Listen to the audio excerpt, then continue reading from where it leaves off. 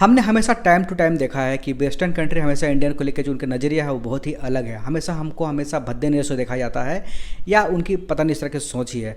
तो सबसे पहले कि हम इस टॉपिक के बारे में बात करें, सब आपको ये जानना बहुत ज़रूरी है कि अभी एक वीडियो काफ़ी वायरल हो रहा है, जिस वीडियो में एक पॉलिश कंट्री का एक नागरिक एक इंडियन को बहुत ही ज़्यादा भद्दी कमेंट से गालियाँ देते हुए दिख रहा है, जिसमें वो बहुत ही ज़्यादा आपत्तिजनक शब्द का भी इस्तेमाल करते हैं और साथ साथ वो कहते हैं कि तुम पेस्टिसाइड हो, तुम इन्वेडर हो और तुम यूएसए में भी इतने ज़्यादा मात्रा में मौजूद हो और तुम यहाँ भी अब बढ़ते जा रहे हो।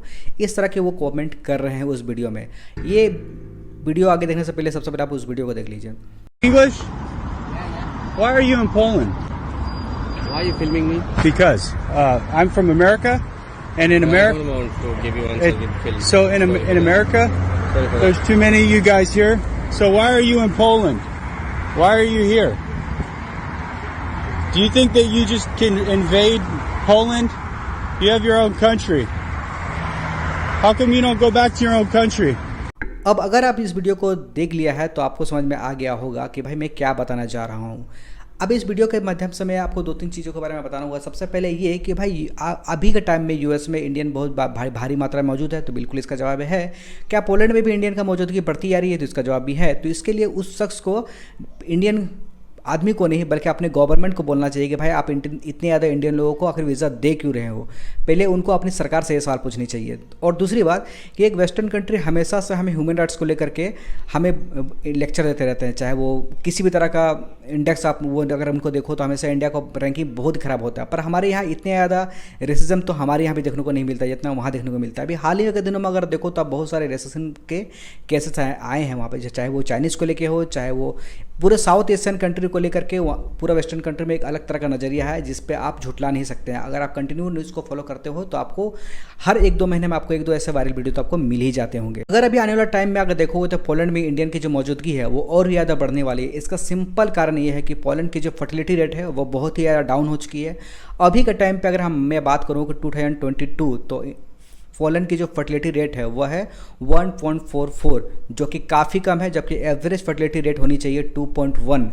अब यहाँ पर ये बात आपको समझनी पड़ेगी कि अगर 2.1 से किसी भी कंट्री का फर्टिलिटी रेट अगर डाउन होता है तो उस कंट्री में पॉपुलेशन जो है वो ग्राफ वो डाउन जाता है, यानी कि पॉपुलेशन ग्रोथ घटती जाती है। और जो कोई भी कंट्री जिसकी पॉपुलेशन अगर डाउन जाएगी तो वहाँ पे main work force, main power की कमी दोनों ही भारी मात्रा में देखने को मिलेगी।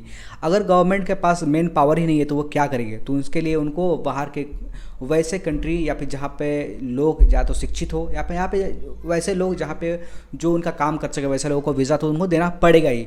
तो आज जैसे कि ये कह रहे हैं कि भाई इतने ज़्यादा भारतीय लोग वहाँ क्यों हैं, तो वो इसलिए नहीं है कि भारत हमेशा वहाँ जाना चाहते हैं। इसका कारण ये भी है कि उन्हें भी बहुत ज़्यादा मात्रा में एक ऐसी पॉपुलेशन की ज़रूरत है जो काम कर पाए, जो इंग्लिश स्पीकिंग हो और उनके कल्चर के साथ बहुत ज़्यादा फेमिलियर हो जाए, जो कि एक इंडियन के क्वालिटी में कूट कूट के ये भरा हुआ था। इसी कारण से आप देखोगे कितने भी चाहे सीईओ है, अब जितना आप देखोगे इंडियन ओरिजिन का सीईओ मिलेगा उतना चाइनीज़ नहीं है। जबकि अगर डायस्पोरा का मामले में आप देखो तो चाइनीज डायस्पोरा सबसे बड़ा है दुनिया में। तो ये कुछ इस तरह के जो सवाल है जो कि पोलैंड को समझनी चाहिए भाई कि तुम्हारी गलती है, तुम्हारे पॉपुलेशन डाउन जा रहा है। तो जब तुम्हारे पॉपुलेशन डाउन जाएंगे तो भाई काबिल लोगों को तो मौका मिलेगा ही, और हमारे देश में काबिलियत है तो हमारे यहाँ के लोग जा रहे हैं।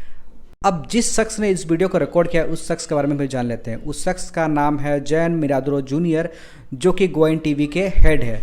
और इनका चैनल क्या काम करता है इसको अगर मैं बताऊंगा तो आपको समझ में आएगा कि यहाँ पे कितना ज़्यादा रेसिज्म फैली हुई है। यहाँ तक कि कोविड जब आया तो उन्होंने ये कहा कि कोविड जो है यहूदियों की साजिश है, यहूदियों की साजिश।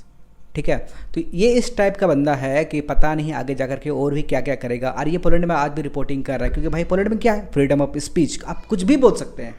और यही चीज़ जब हमारे यहाँ होती है फ्रीडम ऑफ स्पीच तो कई लोगों को तकलीफ होने लगती है कि भाई ये इतना ज़्यादा क्यों बोल रहा है। तो आने वाले टाइम में आपको और भी बहुत कुछ देखने को मिलेगा जब बहुत सारे इंडियन बहुत सारे वेस्टर्न कंट्री में जा करके अपने नौकरी घर बसा रहे होंगे। इसका सिंपल कारण इतना ही है कि उनका पॉपुलेशन बहुत ही ज़्यादा स्पीड से ड्रॉप हो रहा है और हमारा पॉपुलेशन अभी भी प्लस में है।